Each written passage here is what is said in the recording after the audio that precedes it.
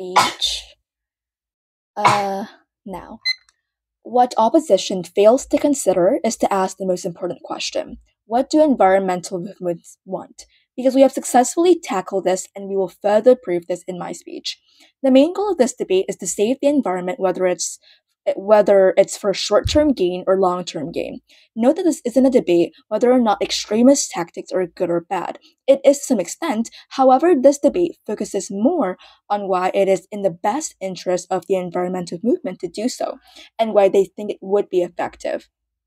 So before moving to the clashes in this debate, a couple of things our side wanted to make clear. Note the fact that people, especially the environmental movement, only use extremist tactics as a last resort, which we have mentioned this very clear before, which means that they will only use these tactics when peaceful negotiations no longer work.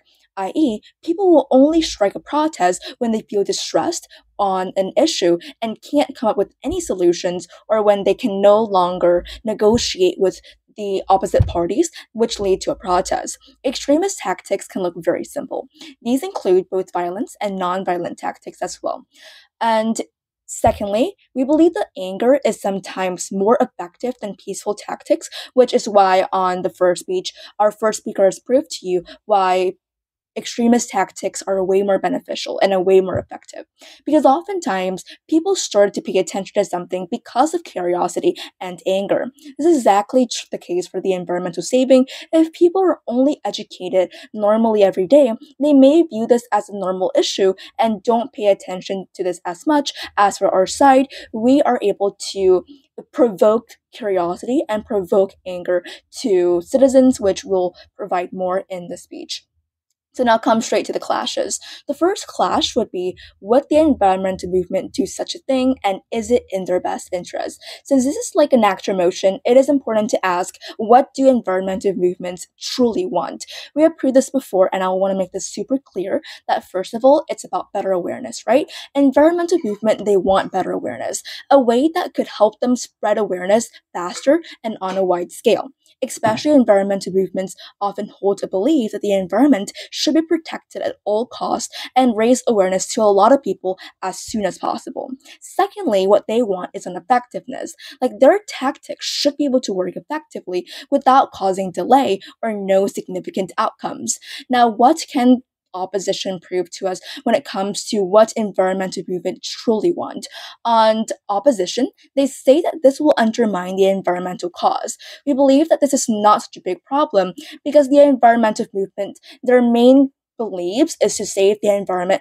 Doesn't matter what they're going to do, this doesn't really matter how they're going to bring awareness to people. As long as they successfully do so, it is in their best interest to succeed in bringing more awareness to a lot of people.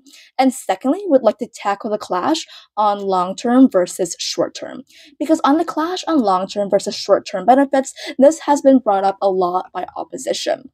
So first of all, we'd like to say that how the use of extremist tactics will unlikely lead to short-term benefits, which opposition said to us again and again, how they said to us that extremist tactics will only lead to short-term without any long-term benefits in the long run.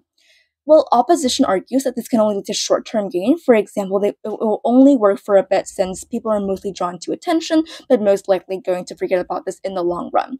This is false, since when there's a big protest happening or violence involved to save the environment, the government or the parties involved will unlikely let it slide. For example, if there's a protest happening at a school that the teachers are ineffective and they started to destroy properties inside the school after they finished harming and they go away, it's unlikely that the principal inside the school or the teachers will let it slide. They will need to look back and like and and do research on why such a thing happened, and is it really true that their teaching methods are not working. And the same goes to this. Instead, they had to severely address the problem and potentially hold accountable for their actions. And opposition has to prove how their alternative. So they provide an alternative, which is peaceful protest, peaceful negotiations can potentially lead to long-term benefits. They have to prove how this can actually lead to long-term benefits, because all they say to us is, on our side, there's no immediate benefit, but will their alternative actually create instant benefit right now, and will this create instant benefit in the long run? At least on our side, we're paying more attention to such problems and force the companies and the government to pay attention. And we'll explain further while their alternative of education, cooperation with the government, and policy change will never work. First of all, this is a vague and dubious alternative bring up on their side of the house. If it was this simple, what exactly is the need for numerous protests happening worldwide? Believe it or not, students at a school have been taught to save the environment and throw trash at the right place ever since nursery school. Yet they still throw trash on the road every single day, and I believe that like opposition members do sometimes throw trash at the wrong place too, even if they have been educated about this ever since nursery, going up to primary, and even secondary and high school. If people can't even be educated by such an easy task, how can opposition make sure that education alone can actually change people's mindset? What we need right now is something urgent, controversial, so that people in general can pay attention and potentially urge anger among people. And the last thing we'd like to make clear in the clash is on effectiveness. As we said, which one is more effective? Whether it is on our side using extremist tactics, it is in the best interest of the environmental movement to use extremist tactics, or whether on their side, whether on their side, the environmental movement would likely use some peaceful protests or negotiations.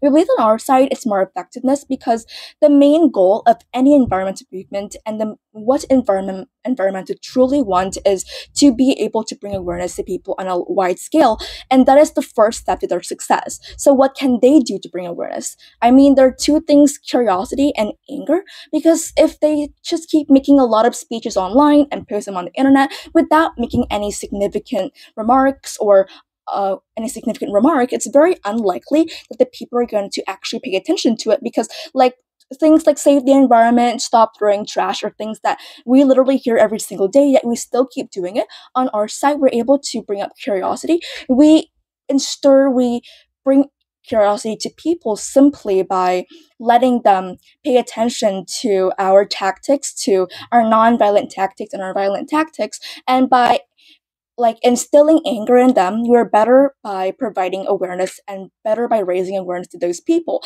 And they also said to us that like cooperation with the government is better than just extremist tactics, but we say that cooperation with the government is very vague, and they will only lead to extremist tactics when they think that negotiations with the government no longer work, and that's why they want to do extremist tactics.